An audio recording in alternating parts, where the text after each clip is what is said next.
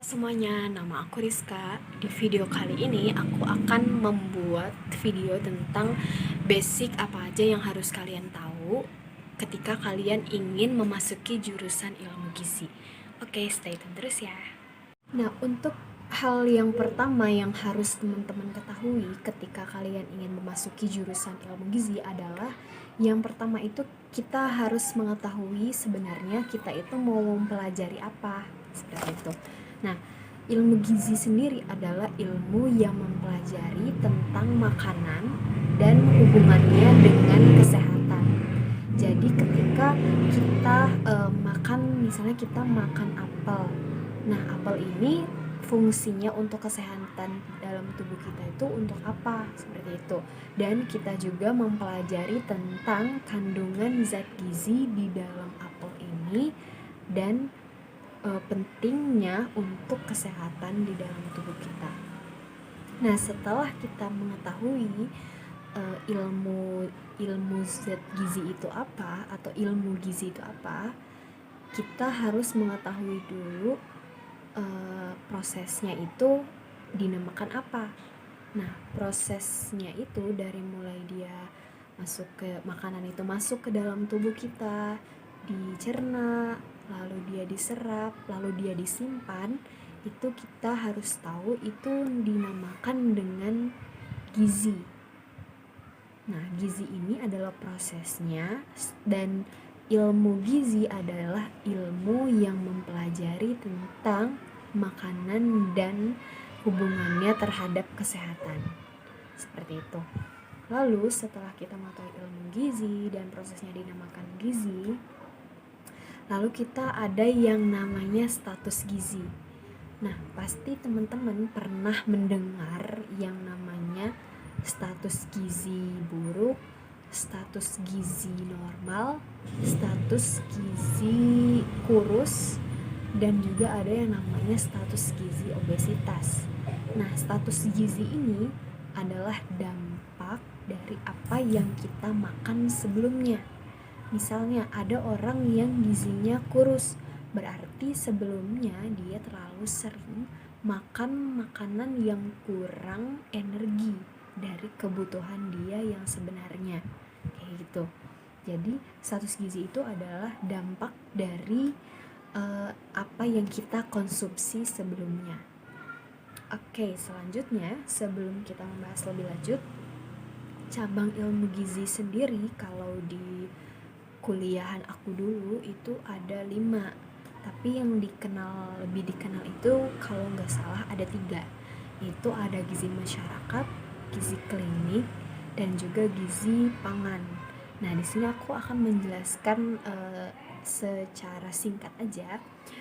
Gizi masyarakat itu atau cabang gizi ini biasanya kita gunakan ketika kita mengambil mata kuliah akhir, yaitu skripsi. Nah, ketika kita mau memasuki skripsi, kita harus udah bisa menentukan kita mau memilih cabang ilmu gizi yang mana. Kalau aku dulu, aku memilih yang pangan. Nah, ada juga yang klinik, ada juga yang masyarakat. Nah, di sini bedanya itu apa? Untuk contoh dari penelitian skripsi gizi klinik ini, salah satunya adalah misalnya tentang pengaruh pemberian tablet tambah darah terhadap status anemia ibu hamil, kayak gitu. Terus pengaruh pemberian snack terhadap anak autis yang berhubungan dengan status gizinya, kayak gitu. Itu sebagai contoh aja ya, karena aku nggak terlalu paham tentang gizi klinik. Nah, untuk selanjutnya itu contoh tentang gizi masyarakat. Kalau gizi masyarakat ini agak lebih familiar sih kalau aku. Itu contohnya itu banyak banget. Dia lebih ke mempengaruhi atau tidak mempengaruhi. Jadi contohnya itu dia lebih ke media gitu. Misalnya seperti aku sekarang nih, aku memberikan edukasi. Nah, kalau aku dalam melakukan penelitian, aku bakal memberikan kuesioner sebelum aku memberikan edukasi. lalu akan memberikan questionnaire lagi setelah aku memberikan edukasi. Nah, di sini aku akan melihat tingkat pengetahuan kalian kayak gitu. Jadi tingkat pengetahuan sebelum dan sesudah diberikan edukasi itu apakah ada pengaruhnya atau tidak gitu terhadap media yang aku berikan melalui media video seperti ini kayak gitu. Nah, untuk selanjutnya ada yang namanya gizi pangan. Gizi pangan ini kita memanfaatkan pangan yang ada di sekitar kita yang jarang digunakan untuk dijadikan pangan fungsional yang berguna untuk kebutuhan zat gizi di kebutuhan tubuh kita. Misalnya kayak gini, aku menggunakan bahan tepung dari labu kuning misalnya. Nah, tepung labu kuning ini kita tahu misalnya dia sumber karbohidrat. Nah, sumber karbohidrat ini kita akan gunakan untuk anak balita misalnya. Nah, ketika kita membuat produknya, berarti kita melakukan penelitian, kita menggunakan bahan tepung dari tepung labu atau tepung dari bunga apa gitu. Kita gunakan untuk menambah asupan karbohidrat terhadap anak usia sekolah misalnya atau balita kayak gitu.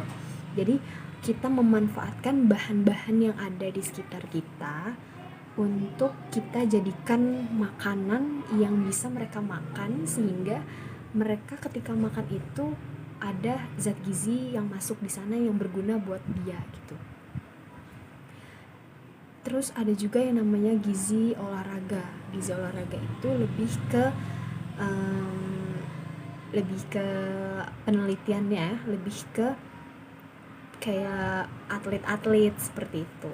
Nah, sedangkan ada juga yang gizi MSPM itu penyelenggaraan makanan. Dia biasanya meneliti di industri-industri yang menyediakan pelayanan makanan seperti di rumah sakit atau di perusahaan-perusahaan makanan, sehingga mereka meneliti misalnya dari tingkat kebersihannya atau dari tingkat kepuasan dalam pelayanannya seperti itu. Nah, setelah itu kita juga mempelajari gizi dari segi aspek kehidupan. Nah, kita akan mempelajari gizi mulai dari ibu hamil, mulai dari bayi, mulai dari balita, terus tuh anak sekolah, anak usia sekolah, wanita usia subur, terus tuh remaja, terus tuh ada sampai ke balita. Nah, di situ kita mempelajari mulai dari kehidupan pertama sampai lansia. Seperti itu, kita akan mempelajari itu semua. Lalu selanjutnya ada yang dinamakan sumber zat gizi. Nah, kalau kita tahu tadi zat gizi itu adalah karbohidrat, protein, lemak. Nah, di sini kita akan belajar juga sumber-sumbernya. Jadi yang tubuh kita butuhkan itu adalah sumber zat gizi ini. Misalnya tubuh kita kekurangan protein, otomatis kita akan mencari makanan yang mengandung protein. Nah, makanan mengandung protein ini makanannya seperti apa? Seperti itu. Contohnya, sumber zat gizi yang lebih banyak dikenal lah, itu pasti pernah mendengar yang namanya karbohidrat, yang namanya protein, yang namanya lemak. Nah, kalau karbohidrat itu sebagai gambaran aja, biasanya mereka itu yang berasal dari kacang-kacangan, yang berasal dari umbi-umbian, dan juga dari tepung-tepungan. Kalau yang kacang-kacangan misalnya kacang merah, kacang almond, terus tuh kalau dari umbi-umbian misalnya dia umbi jalar, dari singkong. Kalau dari tepung-tepungan ya tepung gandum kayak gitu. Beras, jagung, itu semuanya sumber karbohidrat. Nah, untuk sumber protein itu ada yang namanya protein itu ada dua, ada yang namanya protein hewani, ada juga yang namanya protein nabati. Kalau yang hewani itu biasanya sumber proteinnya dari hewan, namanya hewani berarti dari hewan. Itu biasanya dari ayam, dari sapi, dari ikan kayak gitu. Dan untuk dari segi nabati biasanya dia dari tumbuh-tumbuhan. Bisa juga, tapi lebih dikenalnya itu biasanya dari tempe, dari tahu kayak gitu. Nah, untuk lemak itu ada yang namanya lemak jenuh, ada yang namanya lemak tak jenuh. Biasanya kalau lemak baik itu kita sering dengar di namanya omega 3 kayak gitu. Biasanya ada di minyak kayak minyak zaitun kayak gitu. Ada namanya minyak ikan. Nah, itu pasti biasanya lebih dikenal minyak yang baik. Terus ada yang lemak jahat, biasanya itu yang lemak-lemak yang tinggi lemak jenuhnya, itu kayak misalnya di santan, terus tuh di minyak sayur kayak gitu, tapi nggak terlalu sih. Nah, di sini kita udah sedikit punya gambaran, oh ternyata sumber karbohidrat itu dari situ, sumber protein, lemak kayak gitu. Terus nggak cuma dari situ, kita harus juga mendapatkan asupan mineral. Asupan mineral itu kita bisa dapat di sayur-sayuran, dari buah-buahan. Makanya kita diwajibkan untuk mengkonsumsi makanan yang gizi seimbang dan beragam seperti itu. Oke, mungkin gitu aja penjelasannya. Kalau ada yang kurang jelas, komen aja di bawah, nanti aku jawab. Oke, terima kasih.